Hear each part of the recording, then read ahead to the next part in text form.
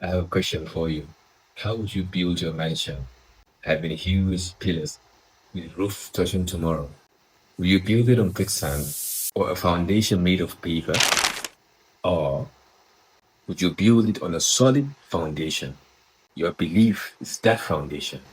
But wait, if you believe determines your hereafter, why do most people never truly learn about it? What if a lifetime of worship can be rejected completely because of a mistake in your belief, your Aqidah? If you were born somewhere else, would you have the same belief you do now? Or is your Aqidah just something you inherited? If someone asked you to explain your belief, would you do that clearly? Or alas, you're just another dangling soul with no purpose?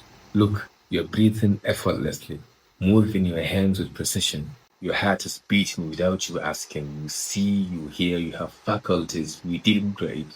And yet, how much do you really know about the one who gave you all that? What do you call a person who receives year in, year out from a benefactor, but doesn't care to know who he is or send him a fitting thank you note? Oh, Houston, we have a problem. Who is God? Where is He? Why did He create us? How does He communicate with us? How does destiny really work? These are some of the questions we're going to talk about here, me and you. What are the 6 pillars of faith?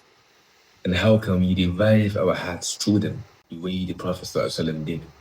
We believe that He gave a black slave a voice, a drunkard to drop his bottle, a killer to turn a new leaf, turned women into queens and mended broken homes. He believes that the raised voices heard by angels. And with that belief, that foundation, people will live in the desert, defeated Persia and Rome, the superpower of their time. How do we build that kind of foundation? How do we become the people of Allah?